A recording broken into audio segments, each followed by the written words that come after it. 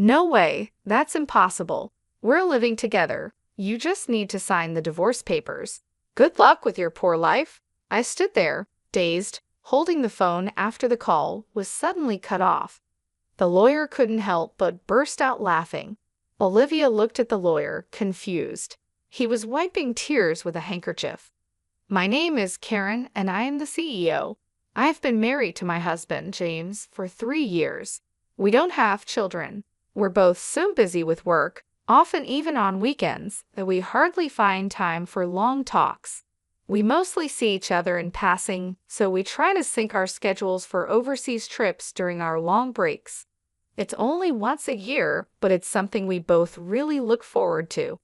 When we got married, we decided to buy a condo on the upper floor of a Bay Area tower. It was a stretch financially, but we thought about the future value of the property. Thanks to that, we're happy with our current life. I have a close friend from high school, Olivia. We sometimes grab lunch together. Olivia is beautiful and has high standards for men. She's not married yet but is eager to be. She looks for well-educated, high-earning men on dating apps and won't compromise on their income. One day, I was having lunch with Olivia at a cafe near a park. We went to high school and university together, even shared the same classes.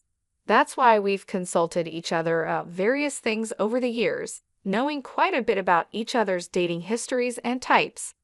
During our student days, we shared both fun and sad times.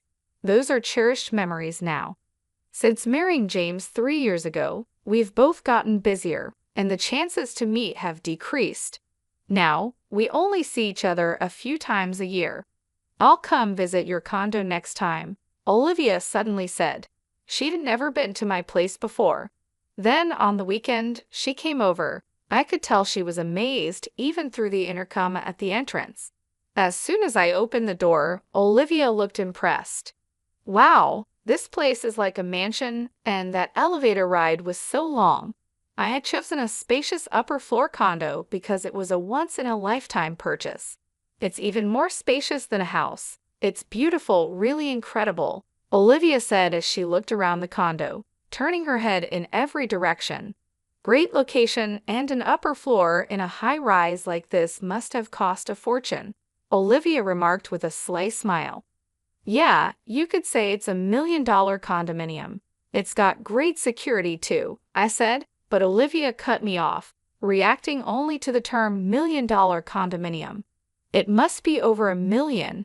Your husband must be making a lot, she said, her eyes wide with astonishment. That was so typical of Olivia. She always had high standards for men, especially regarding their income.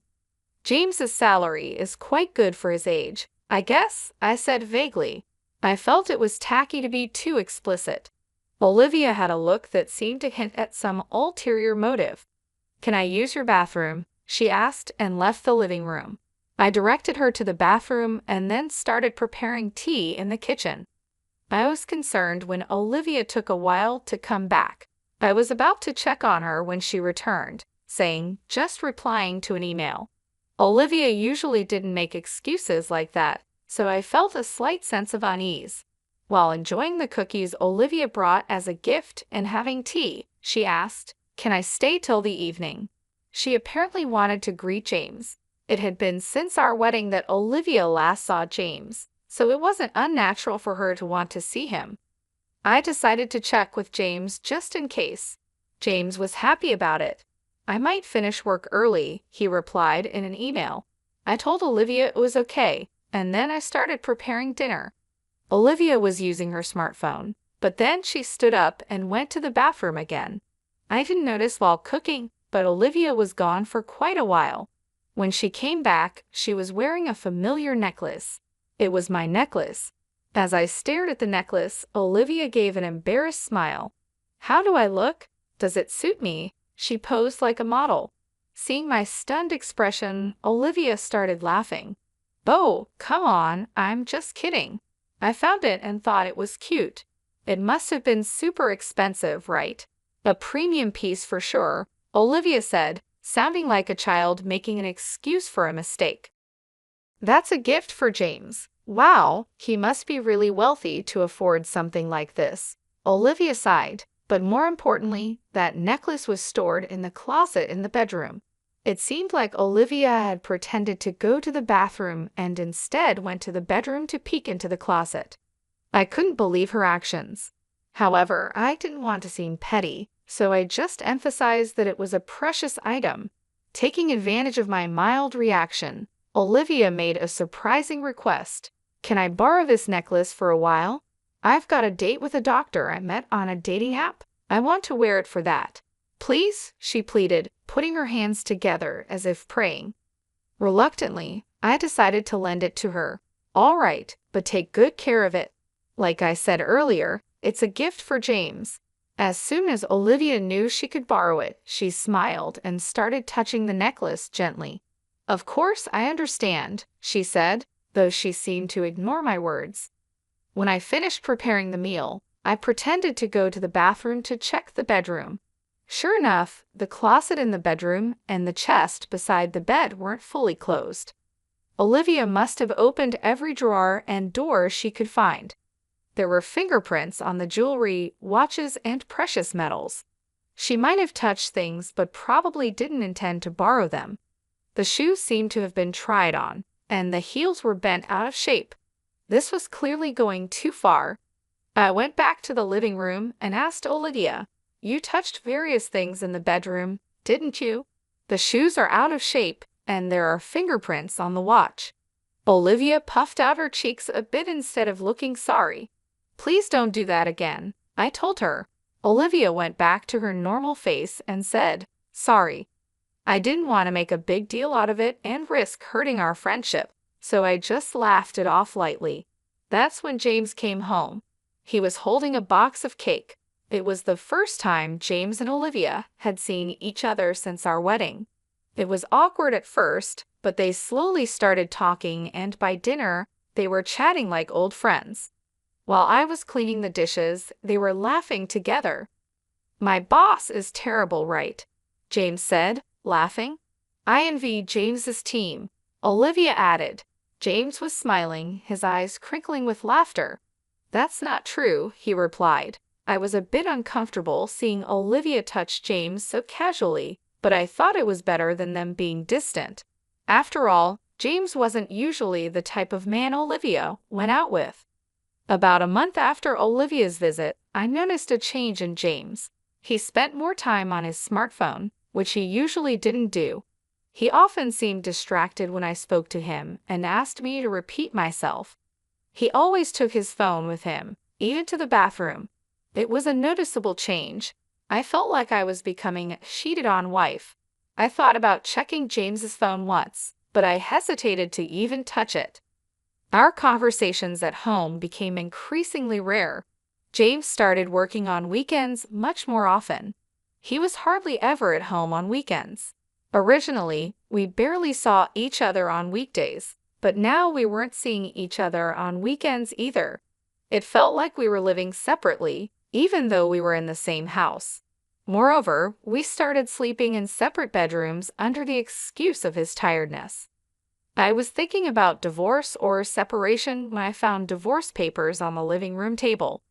Upon closer inspection, James had already signed them. Although I had suspected it, actually seeing them still shocked me. With trembling hands, I called James. "I just got home and saw this on the table. What does this mean?" "It means exactly what it looks like. I want a divorce," James replied. I pressed him for a real reason. "I've fallen in love with someone else. It's not just an affair. I'm serious about it." It was clearly cheating. Then I heard a familiar female voice on the phone. It was Olivia. "I'm dating James now. I even want to marry him," she said. Though I had suspected it, hearing it confirmed made my heart race, and I broke out in a cold sweat. "I fell for James the moment I saw him at your house. We exchanged contact details and started messaging. One thing led to another, and here we are," Olivia explained. Her tone was harsh. Maybe this was her true nature. "James says there's nothing left to discuss. Can you just sign the divorce papers and send them off?" Olivia asked. I wanted to talk things over, so I asked her to tell James to come home. No way, we're living together now. You just need to sign the divorce papers. Good luck with your poor life, she replied, and then the call ended abruptly. I stood there, unable to move for a while. After that, sleepless nights continued for me. James didn't come home. I couldn't bring myself to touch the divorce papers. They just sat there untouched. Furthermore, Olivia kept sending me multiple photos of her and James together, flaunting her relationship. It seemed to be an intimate relationship, but this felt like harassment. My mental health deteriorated, my complexion worsened, and sometimes I'd become vacant even during the day. People around me became worried and strongly suggested I go to the hospital. I ended up being somewhat forcibly taken for treatment and started taking medication. I managed to find some peace and started to sleep again. I could somehow go to work, but then an unbelievable thing happened. When I returned from the hospital, something felt off in the room. Going to the bedroom and opening the closet, I found that bags and jewelry were missing. The count of jewelry and watches in the chest was off too. There was only one person who could have done this. Why would she do something like this? What had I ever done to her? My insomnia came back, and I had more sleepless nights, barely getting through my days. During counseling at the hospital, when I mentioned the theft at home, I was strongly advised to consult a lawyer. I contacted the company's lawyer right away and set up an appointment. The lawyer asked me first, "What would you like to do?" "I'll get a divorce. I want those two to face proper consequences," I answered immediately, surprising even myself. Just a little while ago, I was unsure what to do. I couldn't believe how easily those words came out of my mouth. Perhaps I really wanted to punish them after being tormented so unfairly. A week later, I received a message from Olivia. I had sent her a certified letter. "Hey, what are you thinking, sending a certified letter to my workplace?" Olivia sounded pretty angry, her voice filled with rage. "You must have expected at least this much. Anyway, I'm leaving everything to my lawyer now." I hung up the phone. Olivia called several times after that, but I ignored all of them. Then James called. I had sent a certified letter to his parents' house. Apparently, his affair being exposed at home caused a huge uproar. I wanted to burst out laughing at his self-inflicted predicament, but managed to restrain myself. Feeling that leaving it all to the lawyer wouldn't be enough to calm my feelings, I decided to confront them both. I would denounce them thoroughly on the spot. The lawyer arranged the date and time, and we decided to have the discussion at the law office. A few days later, the two reluctantly showed up at the law office. I thought they would bring their own lawyer, but it seemed they came alone. Olivia stormed into the office, flinging the door open. James followed, looking uncomfortable. "Finally, we meet, you coward," Olivia said, not hiding her anger at all. James tried to calm her down. "You've been avoiding us all this time. Our wedding has been delayed because of you," Olivia said, looking like she might throw her bag at me any moment. James was desperately trying to hold her back. As I watched them with a feeling of pity, the lawyer nodded at me. "Please calm down. If any violence or abusive language occurs, we will immediately call the police," the lawyer said. The mention of the police made Olivia stiffen. With the lawyer's intervention, Olivia and James took their seats, becoming calmer. We sat across from each other at the office table, ready to start the discussion. "James, you're seeking a divorce, correct?" I asked. Olivia sat angrily while James slumped, looking defeated.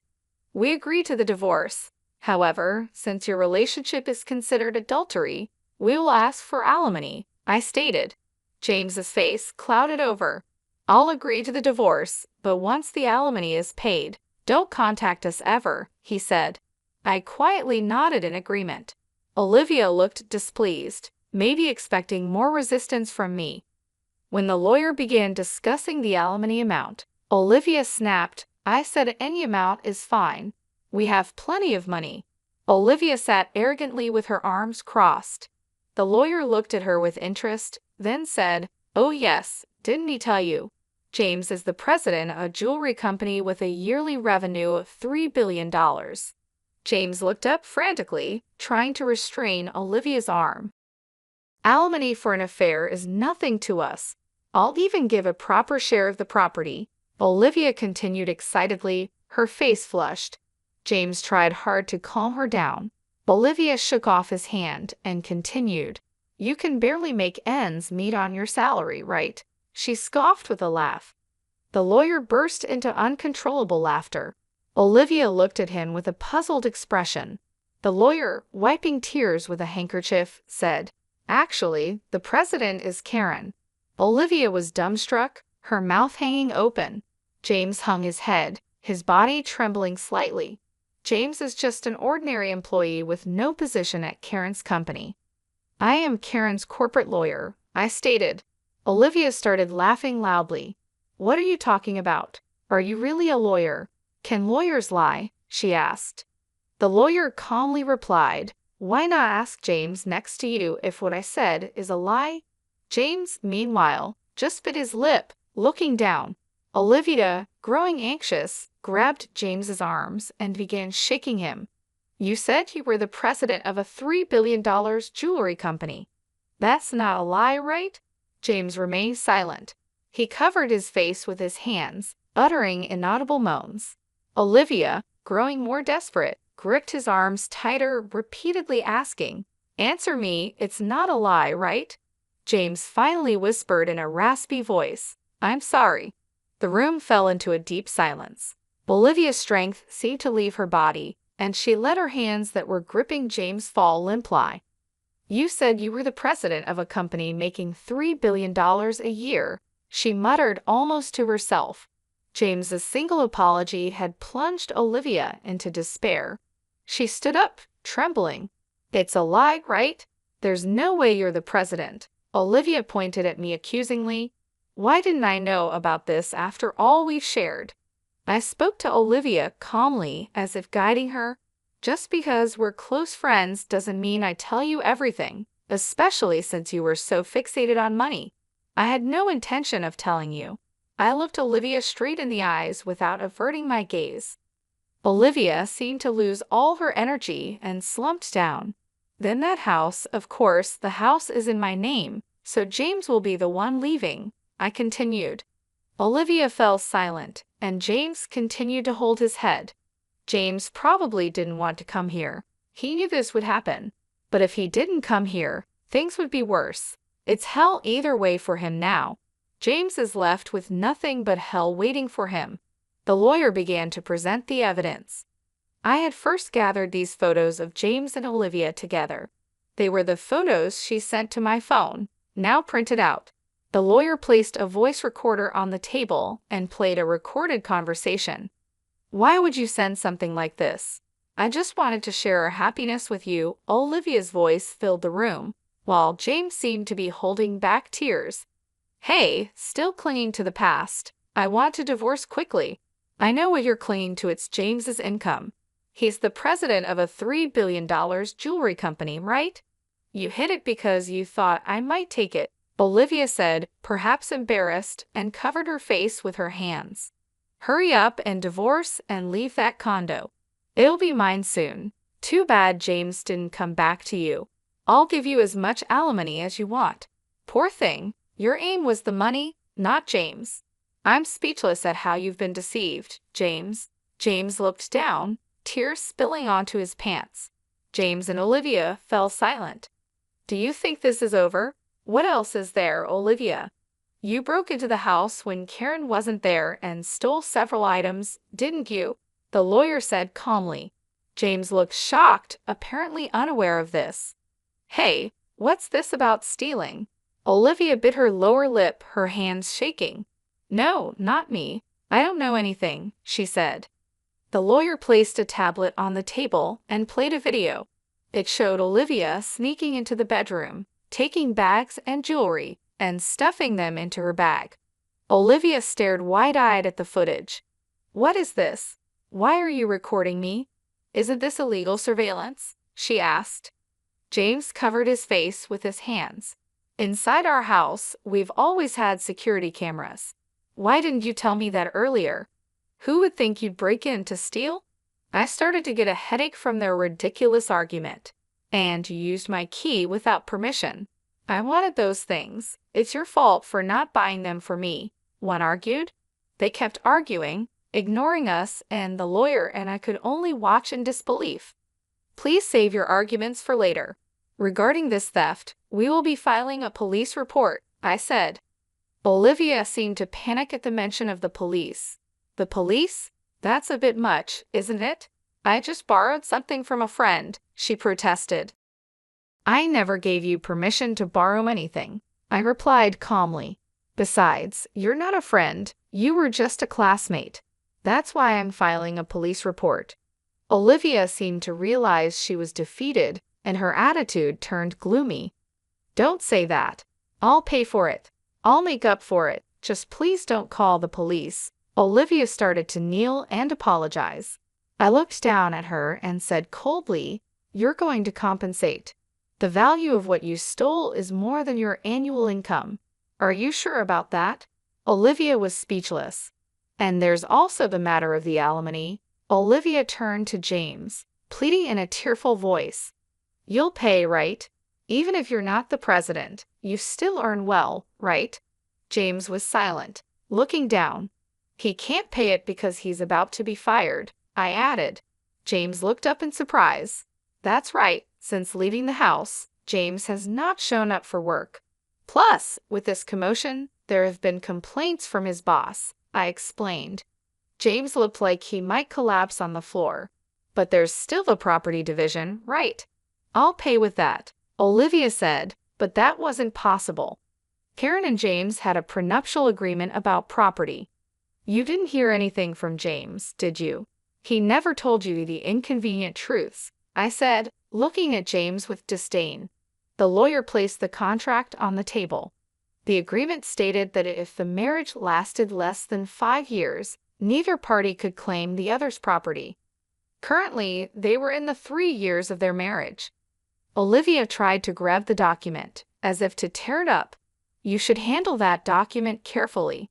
It's a notarized deed, and you could be held legally accountable for damaging it, I warned her. At the mention of a crime, Olivia stopped. She then half-heartedly pleaded with James. James, you have savings, right? Use that to pay. James looked at Olivia with resentful eyes. What money? You always wanted sushi, steak, this, that. There's no way I have any savings left. It appeared he also had debts from questionable sources. Olivia's shoulders slumped. It was a pitiable sight. The glamorous appearance that used to make men turn their heads was gone. This was the result of the seeds she had sown herself. The two sat looking haggard and lost, muttering, "This wasn't supposed to happen, and what will I do now?" I decided to leave the rest to the lawyer and stood up to leave. Olivia, money isn't something you steal from others. It's something you earn through effort. After that, the divorce went through smoothly. I sent all of James's belongings back to his parents. His parents kept apologizing to me and even sent a letter of apology. Olivia was interrogated by the police for illegal entry and theft. My police report led to an investigation, and Olivia was arrested after admitting her guilt. Half of the stolen items had been sold, but I got the rest back. Despite the maliciousness of her actions, her show of remorse and intent to compensate suggested she might receive a suspended sentence. However, Olivia had other crimes. It was revealed that she had been stealing from men she met on a dating app, which meant she would likely face a prison sentence. No wonder she reacted so strongly to the mention of police and crime. James couldn't live in Olivia's apartment and moved to a 2-apartment on the outskirts of town.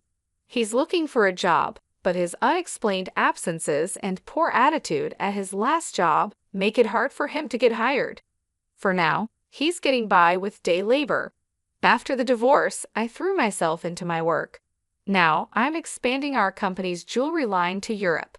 The idea came after a trip to Europe that I took as a break from everything.